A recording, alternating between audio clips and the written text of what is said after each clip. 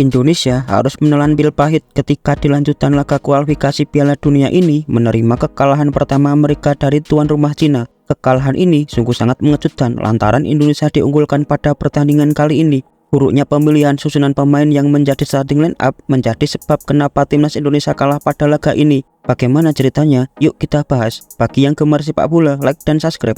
Shin Tae-yong di pertandingan ini menurunkan starting line up yang berbeda dari laga sebelumnya. STY di babak pertama memasukkan Asnawi yang menggantikan Sandy Walsh. Sen Patinama berada di wingback kiri. Witan di lini depan dan Nathan di lini tengah berduet dengan Ivar Jenner. STY mencadangkan Tom Hae dan Rizky Ridho. Di babak pertama, Indonesia langsung menekan pertahanan Cina. Namun lini belakang Cina begitu solid sehingga bisa meredam penyerangan Indonesia. Di menit ke-21 berawal dari set piece, Cina mampu unggul lewat Bahram Abdueli setelah memanfaatkan kesalahan Sen Patinama yang ragu untuk membuang bola. Unggul 1-0, Cina tampil lebih percaya diri, sementara Indonesia tetap menekan pertahanan Cina. Alih-alih menyamakan kedudukan, Cina justru bisa menggadaikan keunggulan melalui Yang Zuning di menit ke-44. Yang Zuning berdiri bebas tanpa pengawalan setelah Mesilger telat mengcover pemain tersebut. Di babak pertama, pemain Indonesia yang tampil bagus adalah Verdong dan Chai Ijes. Sementara untuk Asnawi masih sering memaksakan diri dalam menggiring bola.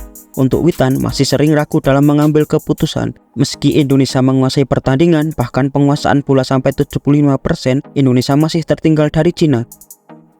Di babak kedua, STY memasukkan Tom Hae, Rizky Ridho, dan Marcelino. Masuknya Tom Hae membuat Indonesia lebih leluasa dalam mengalirkan bola. Rizky Ridho juga lebih kokoh dalam menjaga lini belakang timnas. Babak kedua ini, Indonesia masih tetap mendominasi pertandingan. Namun, pertahanan Cina yang kokoh susah ditembus oleh pemain timnas Indonesia. Di babak kedua, nyaris tidak ada pemain Cina yang mengancam pertahanan Indonesia. Bahkan, Martin Paes tidak melakukan penyelamatan. Indonesia masih terus mengembur pertahanan Cina. Cina beberapa kali memprovokasi pemain timnas Indonesia. Selain itu, pemain Cina juga sering mengulur waktu dengan cara berguling-guling di lapangan. Menjelang akhir laga, STY memasukkan Malik Rizaldi dan Pratama Arhan. Di menit ke-85, Pratama Arhan melakukan lemparan. Kemudian, bola muntah disambut oleh Tom Hae untuk memperkecil kedudukan menjadi 2-1. Indonesia masih memburu gol penyeimbang.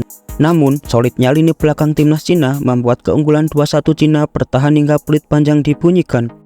Pemilihan starting line up yang mengejutkan dari STY akan dibayar mahal, entah kebutuhan taktikal, eksperimen, atau memang ketersediaan pemain yang ada. Di laga kali ini, Hilgers lebih melebar dari biasanya karena lini tengah dikunci oleh Cina. Tetapi ini juga menjadi resiko sehingga gol kedua Cina terjadi karena Hilgers telat menutup ruang pemain Cina karena terlanjur melebar. Pemilihan Asnawi menjadi starting line up bisa jadi karena Sandy Walsh belum fit 100%. Meski menjadi kapten tim, Asnawi masih terlalu memaksakan diri melewati lawan ketika menggiring bola. Padahal ada banyak ruang kosong dan opsi untuk mengumpan. Sen Patinama juga tidak memaksimalkan kepercayaan yang telah STY berikan kepadanya. Gol pertama Cina juga dari blunder Sen yang ragu untuk membuang bola. Mencadangan Tom Hae di babak pertama juga menjadi suatu kesalahan. Entah kondisi fisik yang kurang atau murni masalah taktikal, di babak kedua Tom Hae dan Rizky Ridho membuktikan bahwa mereka layak menjadi starter. Di pertandingan ini, Cina lebih efisien untuk memaksimalkan set piece mereka. Cina juga memaksimalkan fase transisi dan melakukan serangan balik cepat. Selain itu, Cina juga kokoh dalam bertahan sehingga timnas Indonesia kesusahan untuk membongkar lini belakang timnas Cina. Hasil ini membuat Indonesia berada di posisi kelima dengan 3 poin, sama dengan Cina, tetapi Indonesia lebih sedikit dalam kemasukan gol. Sepak bola selalu memberikan kejutan. Di 3 laga awal, kedua tim memiliki cerita yang berbeda. Indonesia sukses menahan imbang tim kuat seperti Australia dan Arab Saudi, sementara Cina memiliki nasib yang bertentangan dengan Indonesia.